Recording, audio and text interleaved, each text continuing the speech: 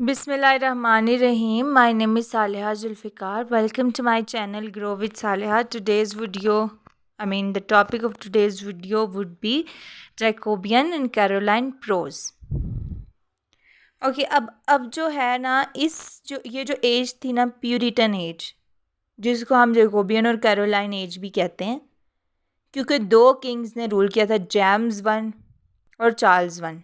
ठीक है, तो ये प्यूरिटन एज थी. इस एज के अंदर प्रोज को एक नई जगह मिली, नई पहचान मिली. ठीक है, वी विल सी कि किस तरह से मिली. उससे पहले मैं आपको थोड़े से ग्रेट प्रोज राइटर्स के नाम बता देती हूँ. ठीक है, फॉर एग्ज़ाम्पल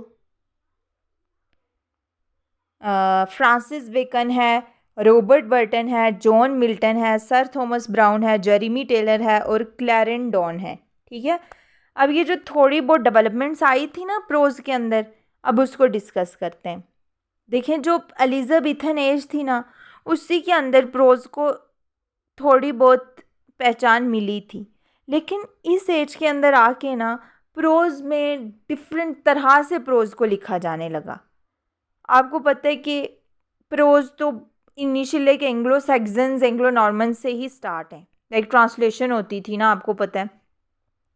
जैसे बड़े बड़े नाम हैं, जैसे किंग अल्फ्रेड जो कि क्रॉनिकल्स लिखता था, हिस्ट्री पे लिखता था. तो ओके, प्रोज तब से स्टार्ट हुए हैं. लेकिन यहाँ पे ऐसा क्या हुआ कि यहाँ पे ना सिर्फ ट्रांसलेशंस हुई हैं, बल्कि प्रोज के अंदर स्टोरी टेलिंग भी बताने जाने लगी. साइंटिफिक नॉलेज की इंफॉर्मेशन भी, फिलॉसफी पे भी लिखा जाने लगा. ठीक है, आपको पता है प्रोज क्या होता है, जिसके अंदर फैक्ट्स को डिस्कस किया जाए. ठीक है, अब क्या हुआ, for the very first time जिस चीज़ ने प्रोज को नई पहचान दी वो क्या थी, बहुत फेमस है, authorised version of the Bible.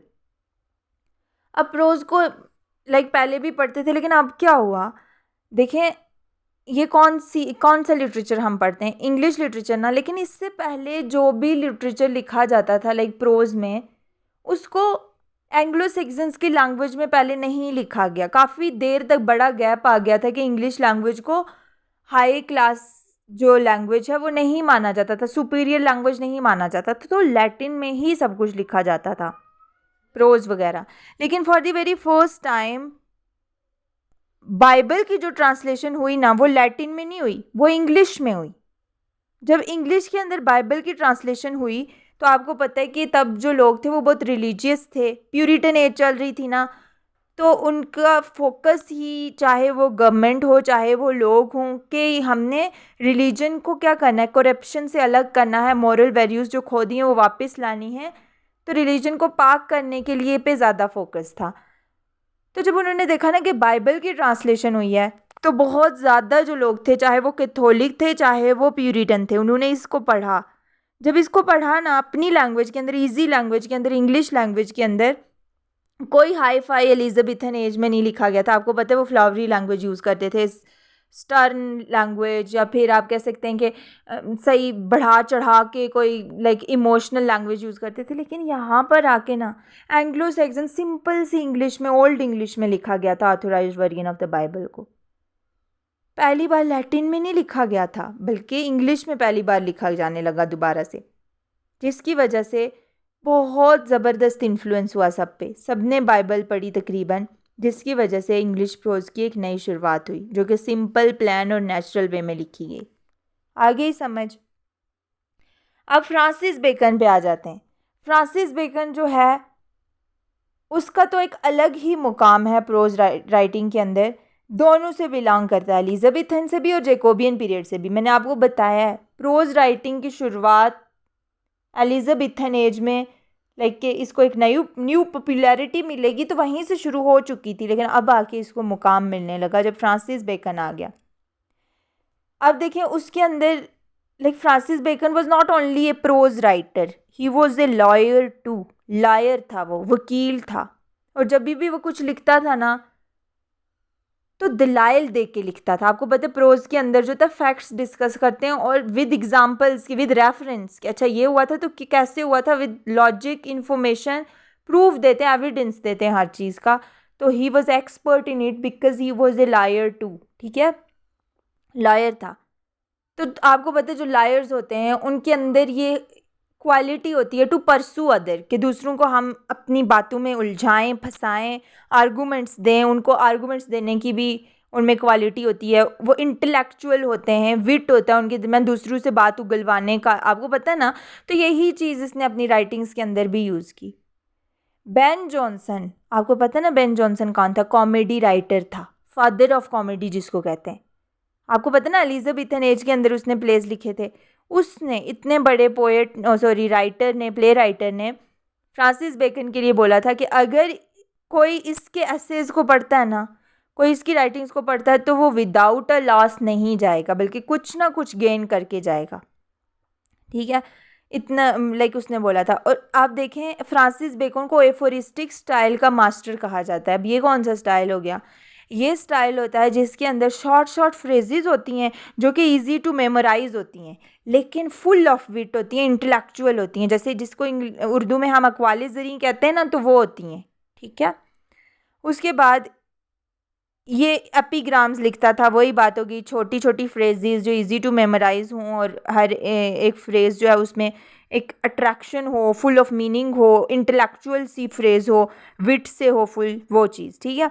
अब देखें कहते हैं कि इसका स्टाइल जो है वो बहुत क्लियर है, ल्यूसिड है, टर्स है, मतलब इजी टू अंडरस्टैंड है। लेकिन समटाइम्स जो इंटेलेक्चुअल जो जिनके पास नॉलेज नहीं ना होता, उसको इसको ध्यान से पढ़ना पड़ता है, काफ़ी डिफ़िकल्टी भी हो सकती है मीनिंग को समझने के लिए, क्योंकि ये इसके पास बहुत नॉलेज था। और हर सेंटेंस के अंदर इसने ऐसा लगता था कि जैसे हम कहते हैं ना कि लाइक छोटी छोटी बात में मीनिंग छुपा हुआ था, लाइक कुछ हर सेंटेंस में इसने एक विजडम का गिफ्ट पैक किया हुआ था, आप यूँ कह सकते हैं, ठीक है। और ये अपने एसेज के लिए बहुत ज़्यादा फेमस है। और इसका जो नोटेबल वर्क्स है ना, हेनरी सेवन, इसमें इसने ये देखिए खुद कोई साइंटिफिक डिस्कवरी इसने नहीं की हुई, खुद इसने किसी चीज़ को डिस्कवर नहीं किया हुआ, लेकिन इतना नॉलेज था इसके पास कि इसने उसको डिस्कस किया हुआ अपनी राइटिंग्स के अंदर, जिसकी वजह से इसको एक नाम मिला हुआ इसके अंदर भी। दूसरी चीज़ इसने लिखी द एडवांसमेंट ऑफ लर्निंग, ठीक है, ये भी साइंटिफिक इन्वेस्टिगेशन पे बेस्ड है। अब देखें नेक्स्ट जो हमारे पास राइटर है वो है रॉबर्ट बर्टन। इसका आपने बस याद रखना है कि इसका फेमस मास्टरपीस जो है वो एनाटॉमी ऑफ मेलनकली है, ठीक है, ये इसी के लिए फेमस है। उसके बाद जो सर थॉमस ब्राउन को भी हम डिस्कस करेंगे। पहले मैं जॉन मिल्टन को डिस्कस कर लेती हूँ।